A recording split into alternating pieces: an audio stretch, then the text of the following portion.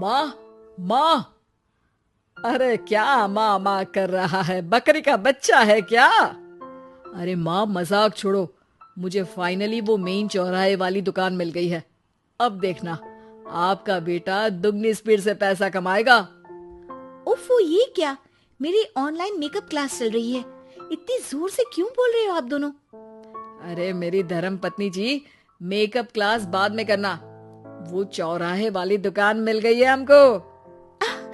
अरे वाह! रुको, मैं अपनी माँ को फोन लगाकर बता देती हूँ। अरे मैं भी अपने रिश्तेदारों को बता देती हूँ। कितनी खुशी की बात है। हाँ हाँ, मैं भी अपने दोस्तों को बता देता हूँ। 1 हफ्ते बाद रजिस्ट्री है। बस, घर में खुशी का मौका था। उन तीनों ने अपने अपने फोन उठाए और लोगों में बात फैलाना शुरू कर दिया। और रही सही कसर श्वेता बहू ने अपने पड़ोस में सबको बताकर कर दी। अरे वर्मा आंटी, अब हम भी जल्दी कार ले लेंगे। घर का रेनोवेशन होगा और ठाट से रहेंगे हम भी। अरे ऐसा क्या हुआ? लॉटरी बाटरी लग गई है क्या? अरे इस बार चौराहे वाली मॉल में हमको भी दुकान मिल गई है। दुकान नंबर 21, जो एकदम चौराहे पर है। अब ग्राहक बढ़ेंगे तो आमदनी भी बढ़ेगी ही ना। अरे वाह, कितनी खुशी की बात है। मैं बहुत खुश हूँ तुम्हें इतना खुश देख के। बाकी एक बात कहूँ, सबको मत बताते फिरना। किसी की नजर लग जाएगी तो खुशी की खबर वापस लौट जाएगी। हैं? ऐसे थोड़ी ना होता है। अब डरा रही हूँ। अरे सही कह रही हूँ। काली नजर कहते हैं इस चीज को, जब आप किसी को कुछ बताओ और वो काम बिगड़ जाए। अरे लेकिन मैं तो... तुमने सबको बता दिया ना? हाँ, फोन लगा लगा के। अब बच के रहना। काली नजर बड़ी खतरनाक होती है। श्वेता इतनी खुश रहती है कि वो वर्मा आंटी की बात पर ध्यान ही नहीं देती, जबकि पड़ोस में और भी लोगों से खुशी की खबर शेयर करती रहती है। अगले दिन राजेश बहुत दुखी होकर घर आता है। अरे बेटा, क्या हुआ? मुंह क्यों सूजा हुआ है? मधुमक्खी ने काट लिया क्या? माँ, वो दुकान किसी और के पास चली गई। किसी ने ज्यादा भाव लगा दिया। अरे पर बात तो आपसे हुई थी ना उस दुकान वाले की। हाँ, आज मैं टोकन अमाउंट देने गया था, तब मुझे पता चला। कोई आकर सुबह मुझसे पहले ही ज्यादा अमाउंट दे गया। काली नजर। क्या? क्या कहा? वर्मा आंटी ने समझाया था कि किसी को बताना मत, वरना काली नजर लग जाएगी। अच्छा, तुम्हें उनकी बात मान लेनी चाहिए थी। उनकी बात मान लेती, लेकिन उसके पहले ही सबको बता चुके थे ना हम तीनों। अरे अगली बार से ध्यान रखेंगे। कोई भी नई चीज होगी तो किसी को नहीं बताएंगे। तीनों कुछ दिन ऐसे ही रहते हैं, पर एक दिन श्वेता को एक मेल आता है। राजेश, मेरा ऑनलाइन मेकअप कोर्स कंप्लीट हो गया। अब मैं खुद का पार्लर खोल सकती हूँ। अरे वाह, अपने मोहल्ले में ही खोलते हैं। ये जो घर के सामने दुकान है ना, वहीं। हाँ, यहाँ सस्ती भी मिल जाएगी। अगले दिन श्वेता वर्मा आंटी के पास जाती है, मिठाई का डब्बा लेकर। अरे आओ आओ, कैसे आना हुआ? जोर से नहीं बोलूंगी। वो सामने वाली दुकान है ना, वहाँ मैं अपनी पार्लर की दुकान खोलने वाली हूँ। उसकी मिठाई है। अरे वाह, बहुत बधाई हो तुमको।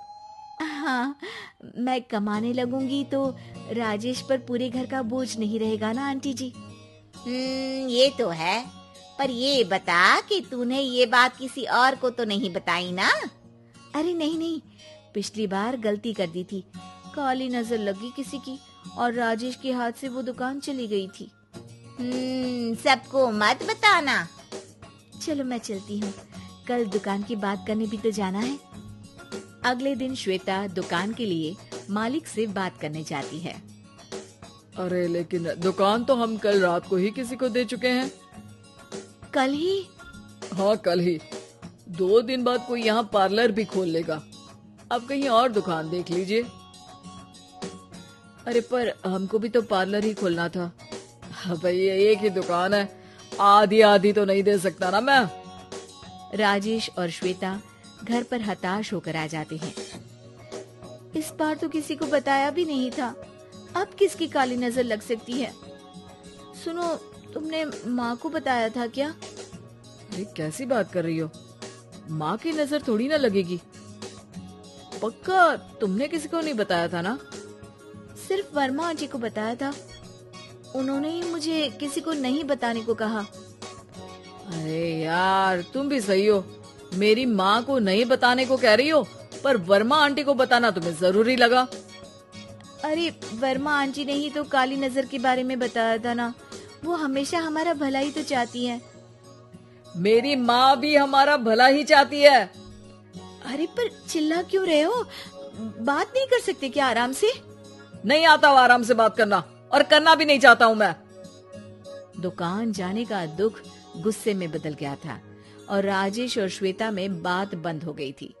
2 दिन बाद मोहल्ले में पार्लर का इनॉग्रेशन हुआ, जिसमें मोहल्ले के सभी लोगों को बुलाया गया, पर श्वेता, राजेश और माँ नहीं जाते। माँ अंदर आ जाओ, क्या देख रही हो? अरे नया पार्लर देख रही हूँ अपने आंगन से। देखो, माँ को दूसरे का सुख देखने में कितना मजा आ रहा है, मेरा दुख नहीं दिख रहा इन्हें। यहाँ मेरा पार्लर भी तो हो सकता था। अरे चुप रहो यार, हर बात में लड़ाई क्यों ढूंढ रही हो? राजेश और श्वेता फिर बहस करने लगते थे। तभी माँ ने दोनों को बाहर बुलाया। अरे जरा देखो तो, दुकान चलाने वाले का बोर्ड पर नाम क्या लिखा है? श्रुति वर्मा। गाड़ी निकाले बेटा, हमें कहीं जाना है। काली नजर का इलाज कराने? राजेश अपनी बाइक निकालता है। तीनों ट्रिपलिंग कर रहे हैं। माँ राजेश को उस मॉल वाली दुकान पर लेकर जाती है जहाँ राजेश अपनी दुकान खोलने वाला था। यही दुकान लेना चाहता था ना तू? हाँ, पर इनको भी दुखी करने लेकर आई हो क्या यहाँ पर दुकान दिखाकर? वहाँ काफी नहीं था? अरे श्वेता थोड़ा सब्र रख, अभी पता चलेगा कि हम यहाँ क्यों आए हैं। बता, इस दुकान चलाने वाले का नाम क्या है? अनुपम वर्मा। कुछ समझ में आया? वो दुकान वाली श्रुति वर्मा, ये दुकान वाला अनुपम वर्मा, और हमारे पड़ोस में हमने उस दुकानों के बारे में बताया किसको था? अब वर्मा आंटी को। मतलब वर्मा आंटी ही हमारा काम बिगाड़ रही है? नहीं नहीं, ऐसा नहीं हो सकता, ये बस इत्तेफाक है। राजेश अपना फोन निकालता है और श्रुति वर्मा और अनुपम वर्मा के नाम फेसबुक पर सर्च करता है, जहां ये दोनों ही वर्मा आंटी के रिश्तेदार होते हैं। श्वेता को समझ में आ जाता है कि वर्मा आंटी की ही नजर काली नजर है। अब क्या करना है? कोई भी खुशी की खबर हो तो काली नजर से बचना है, यानी वर्मा आंटी से बचना है। अरे पर मुझे ये समझ में नहीं आया कि वो हमारे साथ ऐसा क्यों करेंगी। अरे बेटा, एक सीख है, दूर के आदमी को आपकी तरक्की से कम परेशानी होगी, पड़ोसी को ज्यादा। दोनों माँ की बात में हामी भरते हैं और अगला काम चुपचाप करने की कसम खाते हैं, ताकि आगे से वर्मा आंटी कोई काम ना बिगाड़ सके।